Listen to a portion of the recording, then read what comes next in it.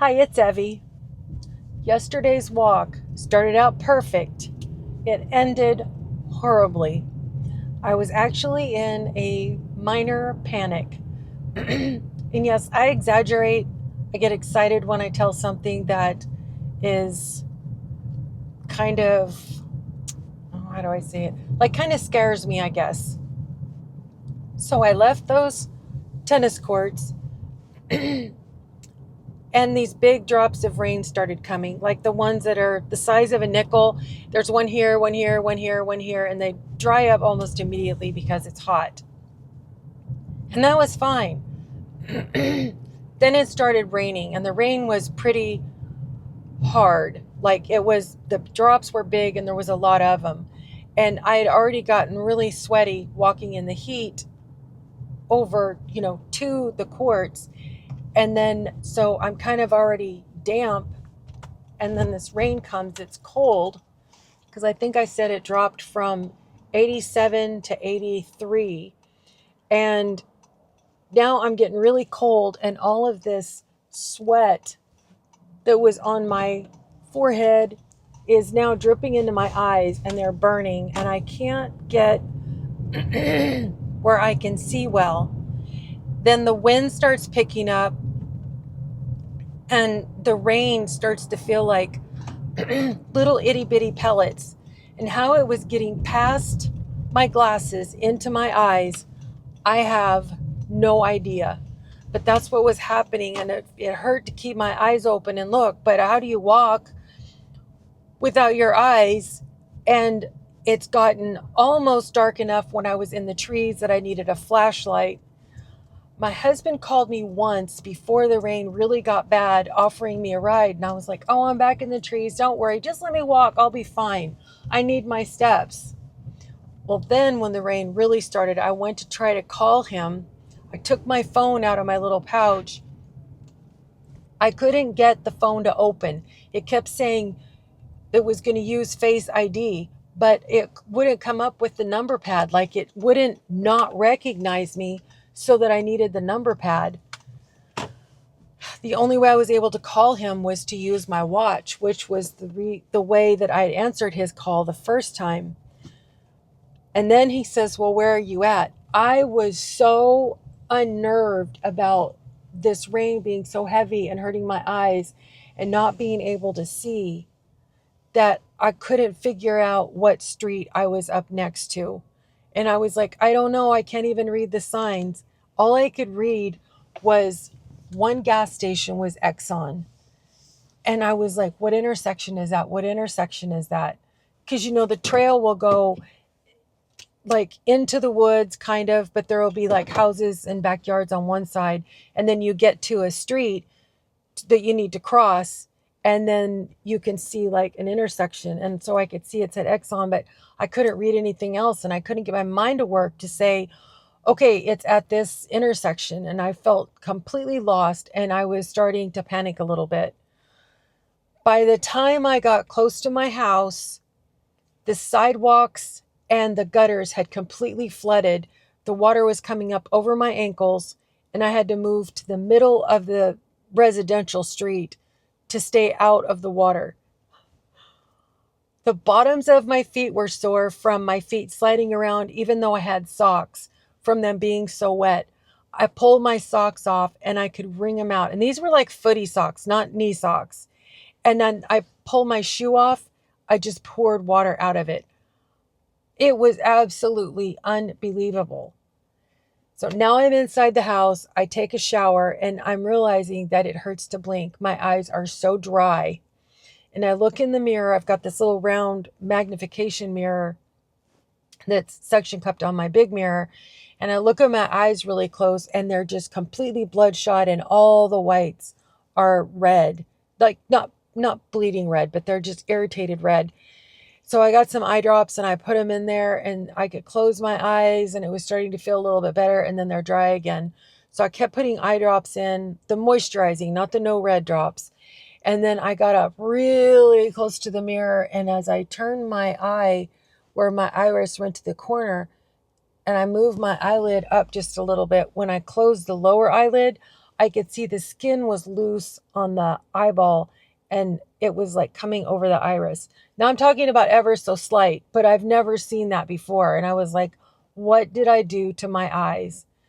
And I ended up putting some castor oil, I mean, just a little bit on the edge of my eyelids. And it's safe. It's safe to drink. It's safe for eyes. Castor oil is in a lot of eye drops. And that got enough moisture back in my eyes that I could at least blink. And today they're fine. Like, that's not happening where the actual skin on my eyeball is loose. Crazy. I never want to walk through a storm like that again. I was very much in a panic because I couldn't see and keeping my eyes open hurt. Anyway, I just wanted to share that. I'm sure you've seen the card readers that steal your card number and so on, and then they drain your bank account. I saw this morning there's a new one that the thieves are using where it goes just on the edge of the card they're putting in and stays inside the machine. So there's no way to see from the outside that the card reader is there. You will find out when your money is stolen. A while back, I went to tap to pay with my phone. I guess that's what it would be called, but you just pull your card up on your phone and then put it on the machine and the sale goes through.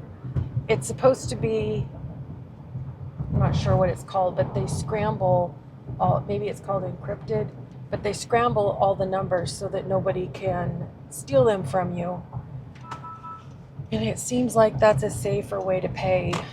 So I'm hoping that it is, because this is getting ridiculous. I just thought I would share that I heard that this morning.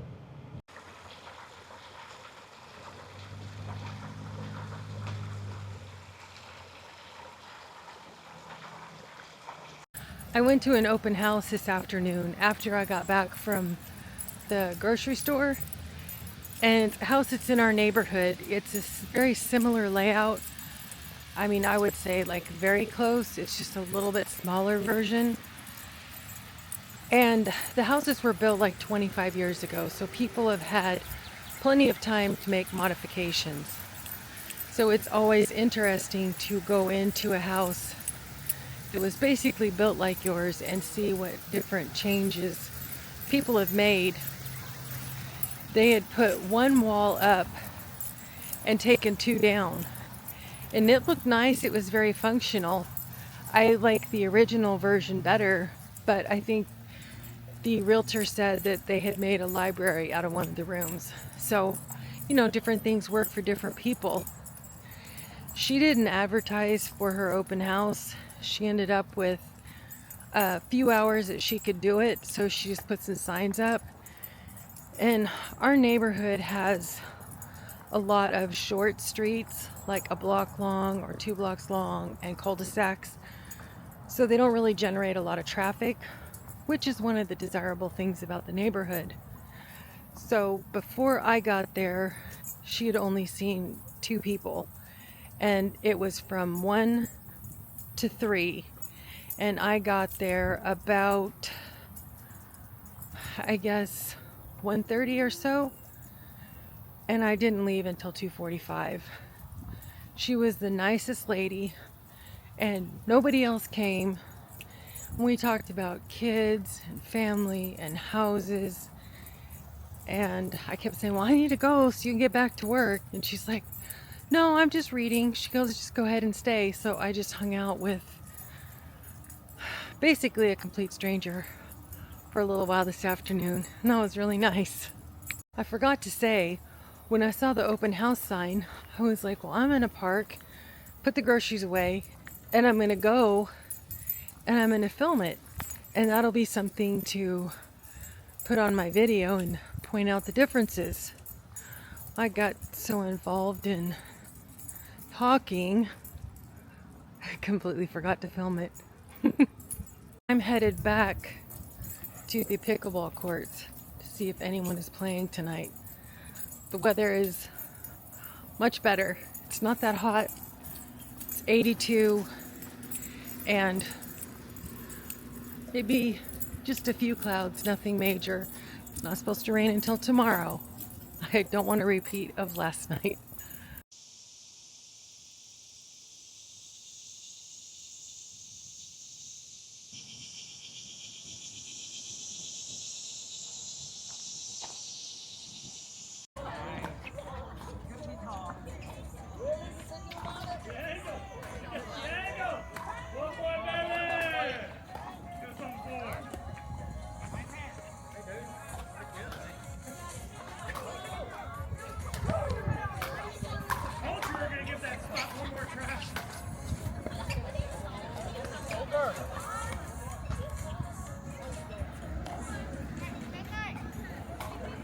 Yay, they're playing.